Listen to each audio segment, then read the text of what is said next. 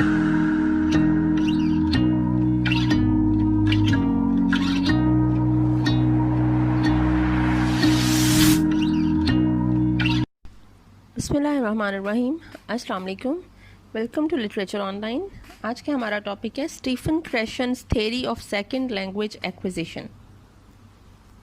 Stephen Krashen की ये बिल्कुल रीसेंट थ्योरी है, ठीक है, और इसमें ये स्टीफन क्रेशन जो है यूनिवर्सिटी ऑफ कैलिफोर्निया में जो है उसमें इसने लिंग्विस्टिक्स पे काफ़ी ज़्यादा रिसर्च की है। इसने बहुत ज़्यादा लेक्चर्स दिए हैं डिफरेंट यूनिवर्सिटीज़ में, यूएसए में और कनाडा में जाकर, और 100 बुक्स और आर्टिकल्स जो हैं ये लिख चुका है अपनी इस थ्योरी पे कि ये हमें language acquisition basically what is it and how can we acquire language. ठीक है, वो कहता है फर्स्ट ऑफ ऑल जो इसकी एक बेसिक बात है स्टीफन क्रेशन की थ्योरी की, वो कहता है that language acquisition does not require extensive use of conscious grammatical rules and does not require tedious drill. Language acquisition के लिए, लैंग्वेज को एक्वायर करने के लिए, हासिल करने के लिए आपको ना ग्रामेटिकल रूल्स के रट्टे लगाने की ज़रूरत है, ना ही बहुत ज़्यादा रेपिटेशन की, रिवीजन की ज़रूरत है, ड्रिलिंग की ज़रूरत है। ठीक है, वो कहता है acquisition requires meaningful interaction in the target language. Acquisition आपको तब एक्वायर करते हो आप कोई लैंग्वेज जब आपकी मीनिंगफुल इंटरेक्शन होती है कि टारगेट लैंग्वेज के स्पीकर से। ठीक है, आप टारगेट लैंग्वेज के साथ डायरेक्ट इंटरेक्ट कर रहे होते हो। नेचुरल कम्युनिकेशन जो आपकी होती है, in which speakers are concerned not with the form of their utterance but with the message they are conveying and understanding. जिसमें स्पीकर जो होता है वो ना कि वो ये देख रहा होता है कि मेरा सेंटेंस ठीक है या नहीं ठीक है, या मेरी जो प्रोनाउंसिएशन है वो ठीक है या नहीं ठीक है, बल्कि वो ये देख रहा हुआ है कि वो मैसेज कन्वे कर सके। ठीक है, जैसे शुरू में अब अक्सर यहाँ से वीज़ा लगवा कर अगर कोई बाहर चले जाए, अमेरिका या कनाडा चले जाएं, ऑस्ट्रेलिया चले जाएं, उनको जब इंग्लिश बोलनी पड़ती है तो अगर जिस तरह बिल्कुल अगर वो पढ़े लिखे नहीं है, वेल एजुकेटेड लोग नहीं हैं, तो उनको ये नहीं होता कि हम सेंटेंस ठीक बोल रहे हैं या नहीं बोल रहे। वो लोग क्या कर रहे होते हैं, वो अपना मैसेज कन्वे करने की बात करते हैं कि हम जितनी इंग्लिश बोल सकते हैं, हम दूसरे की इतनी इंग्लिश आ जाए, इतनी एक्वायर कर सकें कि हमें उनकी समझ आ जाए और उनको हमारी समझ आ सके, कि चीज़ें बाय करने में, सेल करने में, दूसरे को बात समझाने में, जॉब में आसानी हो सके। ठीक है, A comprehensible input is the crucial and necessary ingredient for the acquisition of language. Stephen Krashen कहता है कि most important thing for the acquisition of language is comprehensible input.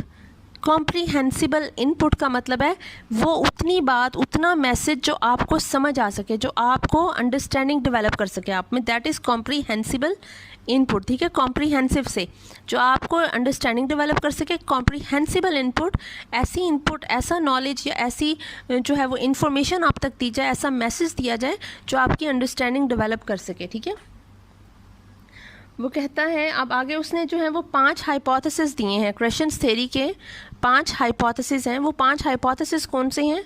The acquisition learning hypothesis, the monitor hypothesis, the input hypothesis, the effective filter hypothesis and the natural order hypothesis. ये 5 main hypothesis हैं of Krashen's theory of second language acquisition. ठीक है, अब सबसे पहले अगर बात आ जाती है, जो पहला हाइपोथेसिस है that is the acquisition learning hypothesis. इसमें वो कहता है सबसे पहले बात समझने वाली है कि आप समझो the difference between acquisition and learning. वो कह रहा है कि सबसे पहले आपको ये डिफरेंस समझने की ज़रूरत है। According to Krashen there are 2 independent systems of foreign language performance. ठीक है, 2 इंडिपेंडेंट सिस्टम्स होते हैं फॉरेन लैंग्वेज परफॉर्मेंस के। 2 ways of developing language ability। ये जो 2 इंडिपेंडेंट सिस्टम्स हैं फॉरेन लैंग्वेज परफॉर्मेंस के, these are the 2 ways of developing language ability। ठीक है, there are 2 ways of developing language ability। वो कौन से हैं? First is acquisition and the second is learning. Acquisition का मतलब है, acquisition involves the subconscious acceptance of the knowledge where information is stored in the brain through the use of communication. This is the process used for developing native language।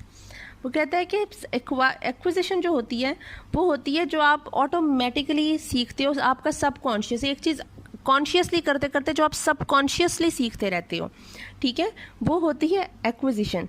जो बच्चे जो हैं, जिस तरह बच्चे जो हैं वो आप कोशिश नहीं कर रहे हो, वो आप बोल रहे हैं उनके सामने, आप आपस में बातें कर रहे हो, आपको देख देख कर, आपको सुन कर ही बच्चे जो हैं वो अपनी जो नेटिव लैंग्वेज है, जो फर्स्ट लैंग्वेज है, वो ऑटोमेटिकली सीख जाते हैं। That is their acquisition of their native language, वो एक्विजिशन है।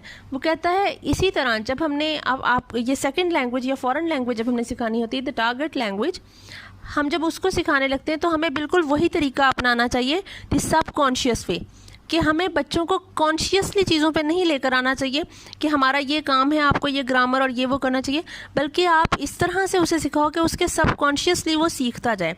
वो कैसे होगा? वो आपकी natural communication, your natural interaction with the native speakers, उससे आपका होगा कि आपको एक्विजिशन होगी। आप उनकी बातें सुनते रहोगे, उनको देखते रहोगे कि वो किस तरह से क्या कर रहे हैं, क्या नहीं कर रहे, आप ऑटोमेटिकली सीख जाओगे। ठीक है, आपके सबकॉन्शियस में चीज़ें जाती रहेंगी। And what is the learn system और the learning? Learning is the product of formal instruction and it comprises a conscious process which results in conscious knowledge about the language. ठीक है, for example the knowledge of grammar rules. अब वो कहता है कि जो आपकी जो लर्निंग है ये आपका एक कॉन्शियस प्रोसेस है। ठीक है, जो एक्विजिशन था वो एक सब कॉन्शियस प्रोसेस था, आपके सब कॉन्शियसली आप सीख रहे थे। Whereas learning is a conscious process. ये जो लर्न सिस्टम है आपका, ये जो आपकी ability of developing language learning के थ्रू आती है, ये आप कॉन्शियसली सीखते हो, आपको कुछ तरीके बताए जाते हैं and you have to follow certain rules. ठीक है, रूल्स एंड रेगुलेशंस आपको फॉलो करने के पड़ते हैं टू लर्न दैट थिंग। मतलब इसमें हम लैंग्वेज सीख रहे हैं। टू लर्न द लैंग्वेज आपको सर्टन रूल्स जो हैं वो फॉलो करने पड़ेंगे। अब इसमें ये जो एक्विजिशन लर्निंग हाइपोथेसिस इसने कहा, इसमें क्रेशन ने किसको प्रेफर किया? क्रेशन प्रेफर्ड द एक्विजिशन प्रोसेस। उसने कहा कि आपको एक्विजिशन, आपको एक्वायर करवानी चाहिए लैंग्वेज, ना कि लर्न करवानी चाहिए। क्योंकि जब मैंने आपको सिंथेटिक और एनालिटिक सिलेबस का डिफरेंस बताया तो मैंने आपको यही बताया कि एनालिटिक वाले कहते हैं कि फ्लुएंसी जो है ना वो अच्छी कम्युनिकेशन डेवलप करती है, ना कि accuracy. Fluency can lead to accuracy but accuracy can not lead to fluency. ठीक है, एक्यूरेसी होने का, एक्यूरेट होने का मतलब ये नहीं कि ग्रामर की हर रूल का आपको अच्छी तरह से पता है कि how to use it, when to use it, लेकिन फिर भी ज़रूरी नहीं है कि आप फ्लुएंट हो। लेकिन अगर आप सुनकर आपकी फ्लुएंसी होगी, आप कम्युनिकेशन में हेजिटेट नहीं करते हो, तो आप में एक्यूरेसी ऑटोमेटिकली आ जाएगी। यही बात वो कहते हैं कि आपकी जो एक्विजिशन है वो एक सब कॉन्शियस प्रोसेस है, जो डायरेक्टली आप मतलब डायरेक्ट नहीं सीख रहे, इनडायरेक्टली आपके अंदर जा रहा है, आप अब्जॉर्ब कर रहे हो चीज़ों को। ठीक है, इसमें अब क्या होता है, मैंने आपको डिडक्टिव और इंडक्टिव अप्रोच भी जो मेथड्स हैं उसमें बताया था। A deductive approach in a teacher centred setting produces learning. जो लर्निंग प्रोसेस होता है वो टीचर सेंटर्ड होता है और उसमें डिडक्टिव अप्रोच यूज़ होती है। ओके, एंड जो आपकी एक्विजिशन होती है ये एक इंडक्टिव अप्रोच है और ये स्टूडेंट सेंटर्ड सेटिंग होती है। ठीक है, आपकी जो है लर्निंग है that is a deductive approach और आपकी जो एक्विजिशन है that is an inductive approach. अब इसमें जो एप्लीकेशन फॉर टीचिंग ये कह रहा है, ये कहते हैं according to this theory the optimal way of language is learn is through natural communication. आप एक्विजिशन सिखाओ, आप नेचुरल कम्युनिकेशन के थ्रू सिखाओ। As a second language teacher the ideal is to create a situation wherein language is used in order to fulfil authentic purpose. This in turn will help students to acquire the language instead of just learning it। कि आप उसे learn ना करवा, आप उसे acquire करने दो। ठीक है, उसके बाद हमारे पास आ जाता है दी मॉनिटर हाइपोथेसिस। तो मॉनिटर हाइपोथेसिस होता है कि आपके जो लर्निंग एक प्रोसेस है और जो आपका लर्निंग सिस्टम और एक्विजिशन सिस्टम है, इन दोनों में क्या रिलेशनशिप है और ये कैसे वर्कआउट करते हैं।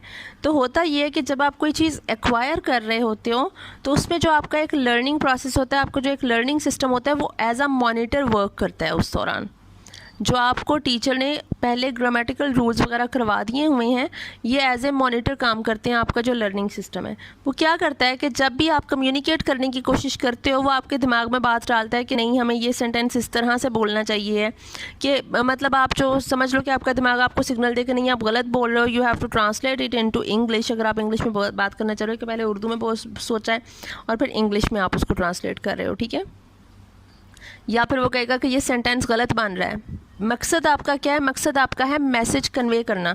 जो क्रेशन ने सबसे ज़रूरी बात कही, उसने कहा कि आपकी कम्युनिकेशन, आपकी जो कम्युनिकेटिव कॉम्पिटेंस है, it depends are you conveying the message, are you understanding the message. Message को कन्वे करना और मैसेज को अंडरस्टैंड करना in the target language is the most important thing and it is the ultimate goal of communicative competence. ठीक है, तो उसने कहा मैसेज कन्वे करना और मैसेज को अंडरस्टैंड करना जब सबसे ज़्यादा ज़रूरी है, तो जब आपका जो मॉनिटर जो है, जो आपका लर्निंग सिस्टम है, वो ज़्यादा मॉनिटर करने लग जाता है, ज़्यादा सुपरवाइज करके उस चीज़ को करने लग जाए, तो ये जो आपका मॉनिटर है ये आपका बैरियर बन जाता है। अक्सर आप हेजिटेट करने लग जाते हो, आप हेजिडेंट हो जाते हो कि मैं नहीं बोल सकता, शायद मुझे नहीं बोलना चाहिए, और आप हेजिडेंट करोगे तो आप कम्युनिकेट नहीं कर सकोगे। ठीक है, तो वो कह रहा है आपका जो मॉनिटर है और आपका जो एक एक्विजिशन एक प्रोसेस है, आपको इन दोनों में बैलेंस रखना आना चाहिए। आप में इतनी ये चीज़ होनी चाहिए कि आप मॉनिटर को अपने ऊपर ओवरकम ना करने दो कि आप बोलो ना। ठीक है, your first goal is to convey your message. ठीक है, आप अपना मैसेज कन्वे करो, आप जो कहना चाहते हो जस्ट टॉक इट। ठीक है, आप उसको बोलो और जस्ट स्पीक इट। ठीक है, स्पीक योर हार्ट, जो भी बोलना चाहते हो आप उसे बोलो ताकि आप अपना मैसेज कन्वे कर सको। क्वेश्चन कहता है that acquisition system is the utterance initiator. Acquisition आपको इस काबिल बनाती है, it gives you the ability to speak, to communicate. So the acquisition system is the utterance initiator while the learning system performs the role of the monitor or the editor. Monitor अब क्या करता है? It acts in planning, editing and correcting functions when 3 specific conditions are met. अब वो 3 conditions कौन सी होंगी जब monitor ने act, plan and correct and edit करना है? The second language learner has sufficient time at their disposal. जब उसके पास बोलने और सोचने के लिए टाइम होता है, ठीक है, स्पीकर के पास. They focus on form or think about correctness. Monitor, अब मॉनिटर किन 3 कंडीशंस में काम करता है? ठीक है, वो पहली बात है कि सेकंड लैंग्वेज लर्नर है sufficient time at this disposal, कि जब उसने बात करनी है उसके पास सोचने का थोड़ा टाइम है. ठीक है, फोकस ऑन फॉर्म और थिंक अबाउट करेक्टनेस, उसका ज़्यादा ध्यान वो फोकस कर रहा है फॉर्म पे कि मैं सही सेंटेंस बोलूँ, सही तरह से बात करूँ. दे नो द रूल, और तीसरी बात उसको रूल्स भी पता है, ग्रामेटिकल रूल्स उसको पता है, लिंग्विस्टिक रूल्स. बेसिकली उसको आप ग्रामेटिकल रूल हर जगह पे नहीं यूज़ कर सकते, तो आप कहेंगे लिंग्विस्टिक रूल्स उसको पता हैं. ठीक है, कि कहाँ पे उसने क्या यूज़ करना है. वो कहते हैं कि आपकी ये जो सेकंड लैंग्वेज जो होती है, आपकी सेकंड लैंग्वेज परफॉर्मेंस में आपकी कॉन्शियस लर्निंग जो होती है ये इम्पॉर्टेंट है, और मॉनिटर का रोल इसमें माइनर होता है, लेकिन इसको बैलेंस रखना चाहिए, क्योंकि मॉनिटर का रोल बिल्कुल ख़त्म भी ना कर दो. If you know your linguistic rules so you have to apply them and you have to see what happens after that. ठीक है, इससे आपका कॉन्फिडेंस लेवल जो है वो इम्प्रूव होगा, आप जो है वो अच्छा बोल सकोगे, आप अपनी बात सही से कन्वे कर सकोगे. So it will give you a polished speech. ठीक है, आपको एक जो आपकी स्पीच है, आपकी जो स्पोकन है वो अच्छी हो जाएगी, पॉलिश्ड हो जाएगी. ठीक है, एक आप समझ लें कि इन्हेंस हो जाएगी योर स्पोकन. ठीक है, तो क्वेश्चन ने 3 किस्म के दिए यूज़र्स, उसने टाइप्स बताई. उसने कहा कुछ होते हैं ओवर यूज़र्स, कुछ होते हैं ऑप्टिमल यूज़र्स और कुछ होते हैं अंडर यूज़र्स. अब ये किस बेस पे उसने कहा है? जो यूज़र्स जो हैं, जो स्पीकर्स जो हैं, टारगेट लैंग्वेज के जो स्पीकर्स होंगे, जो हम सीख रहे हैं, ठीक है, जो लर्नर्स हैं, वो मॉनिटर पे बहुत ज़्यादा ध्यान देते हैं, वो अपनी जो स्पोकन है उसको बहुत ज़्यादा मॉनिटर कर रहे हैं और एडिट और कंट्रोल कर रहे हैं अपनी स्पीकिंग को, वो हैं ओवर यूज़र्स. ठीक है, क्योंकि वो बहुत ज़्यादा एम्फेसाइज कर रहे हैं आपके रूल्स पे और फॉर्म पे. उसके बाद आते हैं अंडर यूज़र्स, जो कहते हैं बस ठीक है, बात ही तो समझानी है, क्या फ़ायदा है इतने ज़्यादा रूल्स को सोचने का और उनको अप्लाई करने का और इतना पंगे लेने का. ठीक है, बस उसको समझ आ रही है ना. जिस तरह आप शॉप पे जाके कह दो कि मतलब गिव मी समथिंग, आप किसी चीज़ का नाम ले दो, give me a bottle of soda और गिव मी अ प्लेट और समथिंग, तो आप इस तरह से जो है वो बात करो, या फिर आप सिर्फ कह दो कि सोडे की बोतल को उठा के ले जाओ और को ये चाहिए मुझे. ठीक है, तो वो आप पर डिपेंड करता है कि आपको, अगर वो बिल्कुल यूज़ नहीं कर रहे हैं तो दोज आर अंडर यूज़र्स. उसके बाद आते हैं ऑप्टिमल यूज़र्स, वो लर्नर्स जो कि बैलेंस करके चल रहे हैं, वो अपना एक्विजिशन प्रोसेस और आपका जो लर्निंग प्रोसेस है, जो आपका मॉनिटर एज अ मॉनिटर काम कर रहा है, वो इसको बैलेंस करके चल रहे हैं कि हर चीज़ को बैलेंस करके चलें. ठीक है, एक इक्विलिब्रियम की स्टेट होनी चाहिए कि बिल्कुल बैलेंस्ड हो और चीज़ें समझ आ रही हों. ठीक है, बोलो भी सही, जितना बोलो सही बोलो और अच्छे से बोलो. ठीक है, उसके बाद आता है आपका इनपुट हाइपोथेसिस. ये आपकी जो मैंने पहले आपको जो उसकी डेफिनेशन की बात की थी, उसमें ये कॉम्प्रिहेंसिबल इनपुट की जो बात आई है वो ये है, this input is basically the message. The information, ठीक है। How a learner requires a second language and how second language acquisition takes place, it takes place through input, through some message, through some information, ठीक है। और ये जो input hypothesis होता है, it is concerned only with the acquisition. Input hypothesis is not concerned at all with learning, ठीक है। ये लर्निंग से इसका कोई लेना देना नहीं है। लर्नर इम्प्रूव कर सकता है और प्रोग्रेस कर सकता है अपनी जो नेचुरल कम्युनिकेशन में, जब वो अपना एक मैसेज जो है, he receives a second language input that is one step beyond her current stage of linguistic competence. Learner जो है वो अपनी परफॉर्मेंस को इम्प्रूव कर सकता है अगर वो अपनी कैपेबिलिटी से वन स्टेप फर्दर जो है वो इन्फॉर्मेशन रिसीव कर रहा है और उसको समझने की कोशिश कर रहा है। देखें कि मैं अब आपको किसी ज़ुबान में समझाती हूँ कि कोई और ज़ुबान में समझाती हूँ कि this is head, this is nose, मैं आपको इस तरह करके चीज़ें समझा रही हूँ। उसके बाद अब आपको ये समझ आ गई, फिर मैंने आपसे पूछा कि आपको ये समझ आ गई, आपने वो वोकेबुलरी और आपको वो समझ आ गई कि ये इसको कहते हैं। उसके बाद मैं आपको कहती हूँ कि this is my head, this is my nose and this is my lips, और these are my lips and this is my hair. तो इस तरह करके मैं आपको समझाती हूँ। तो मैंने क्या किया, वो आप दो चीज़ें सीख चुके थे, मैंने जो आपको नई एक चीज़ बताई, मैंने आपको वो दो चीज़ें जो आप एक्वायर कर चुके थे उसके साथ एक नई इन्फॉर्मेशन डाल दी। उसने कहा कि एक अच्छा लर्नर ये होता है जो अपनी जो कैपेबिलिटी होती है, जो आपकी जो कैपेसिटी होती है, उससे वन स्टेप फर्दर जो है वो इन्फॉर्मेशन कलेक्ट कर रहा है और अंडरस्टैंड कर रहा है, ठीक है। आप अपनी जो कॉम्प्रिहेंसिवनेस है उसको इम्प्रूव कर रहे हो, आप अपनी वोकेबुलरी को इम्प्रूव कर रहे हो, ठीक है।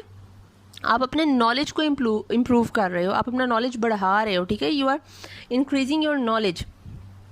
तो इसका इसने फॉर्मूला दिया कॉम्प्रिहेंसिबल इनपुट का I+1, I for input, the message, the information, and +1 जो एक उससे नेक्स्ट स्टेप हमने सीखा, ठीक है। वो कहते हैं हमेशा जब आपको इन्फॉर्मेशन दी जाए तो आपको I+1 दी जानी चाहिए, ना कि जो आपको पता है उसी को बार बार बताते जाओ, बल्कि हर दफ़ा जब आप एक चीज़ कर चुके तो उसके बाद अगली चीज़ ऐड कर दो, नेक्स्ट स्टेप पे चले जाओ और उसको ऐड कर दो। This is the input hypothesis.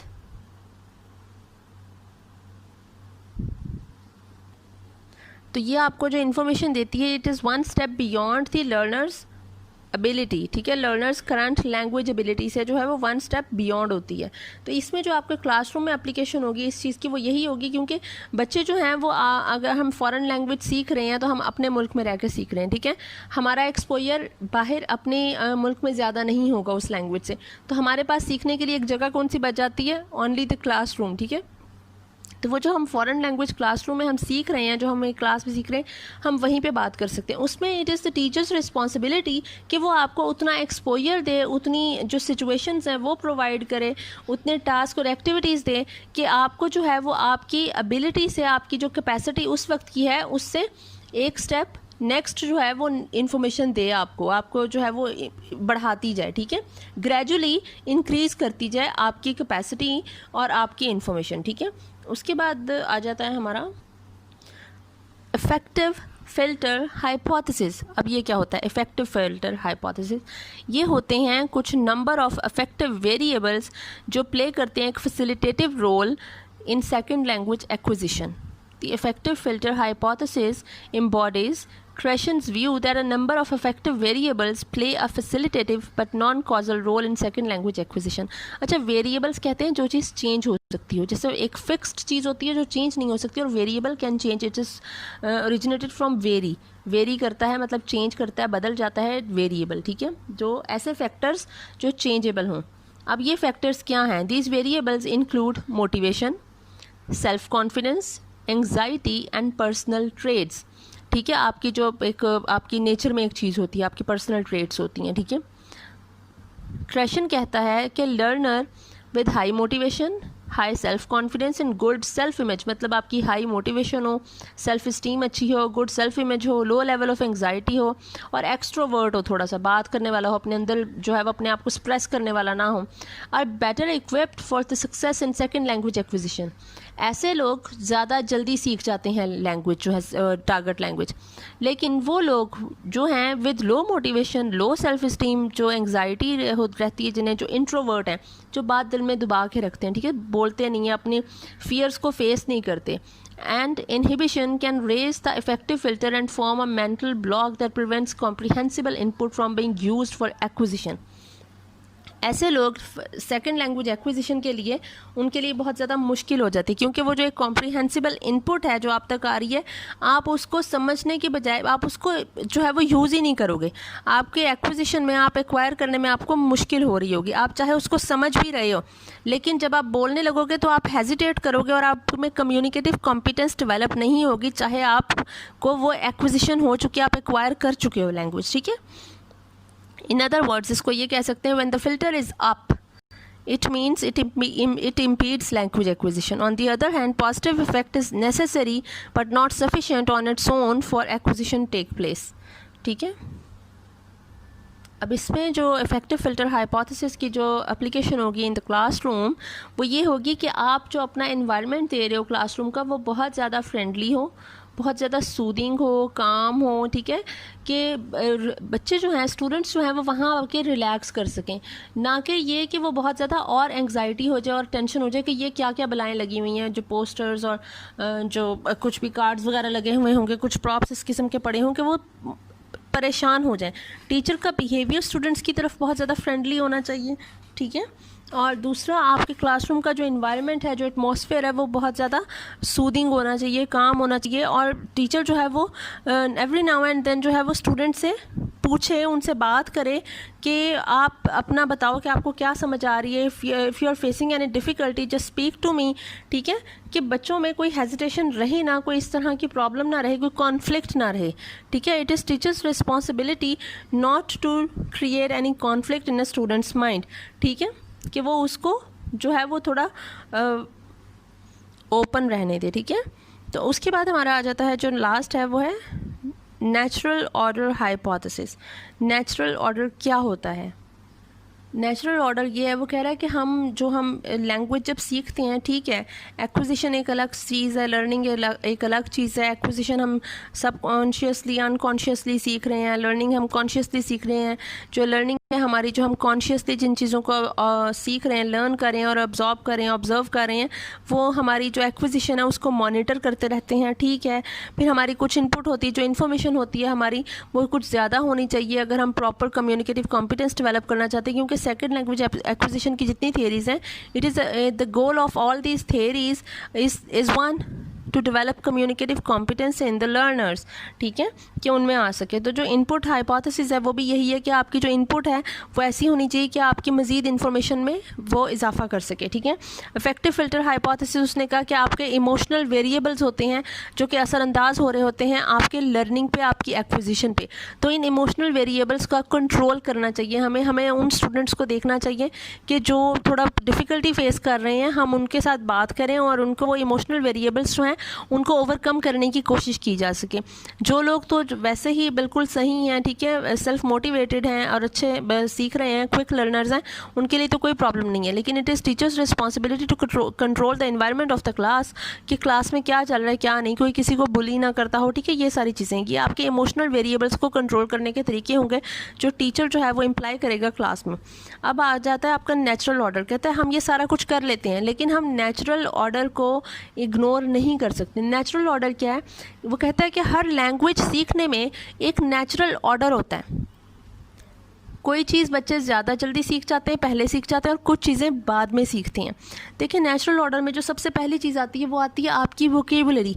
आप ये वो वहाँ मैं ये वो नहीं सीखोगे।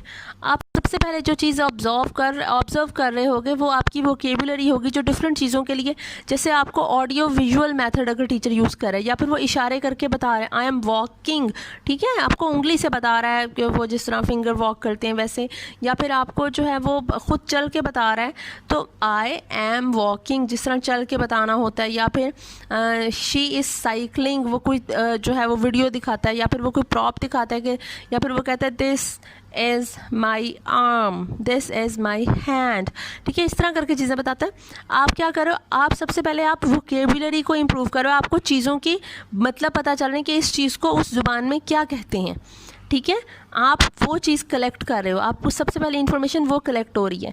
ये जो ग्रामेटिकल रूल्स हैं कि इसको दिस कहना है, दैट कहना है, दीज कहना है, आर का यूज़ होना है, एस या ई एस ऐड होना है, ये लेटर इन द पीरियड आप सीखोगे।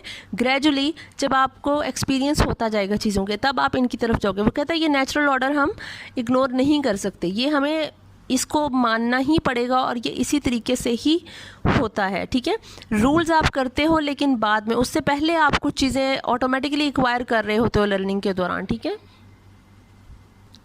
इसके लिए वो कहता है कि इसके लिए टीचर को भी मेंटली प्रिपेयर होना चाहिए कि वो जो सिखा रहा है स्टूडेंट फ़ौरन से पहले इंस्टेंटली आपको कोई रिस्पांस नहीं देगा कि उसे समझ आ गई है, ठीक है। स्टूडेंट हर चीज़ में अपना टाइम लगेगा, एवरीथिंग टेक्स टाइम, ठीक है, हर चीज़ में टाइम लगता है, इसमें भी टाइम लगेगा। और कुछ चीज़ें स्टूडेंट्स पहले सीख जाएंगे और कुछ चीज़ें थोड़ा लेट सीखेंगे, कुछ ज़रा जल्दी जो है वो सीख जाते हैं, लर्न कर लेते हैं, और कुछ को थोड़ा टाइम लगता है सीखने में, ठीक है।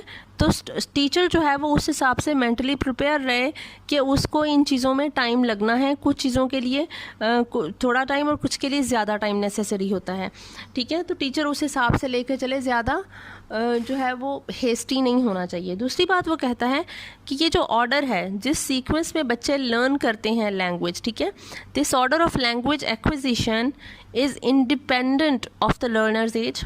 ये जो ऑर्डर होगा ये इंडिपेंडेंट है, इसमें लर्नर छोटा है, बड़ा है, बूढ़ा है, कोई फ़र्क नहीं पड़ता, उसकी जेंडर का कोई फ़र्क नहीं पड़ता।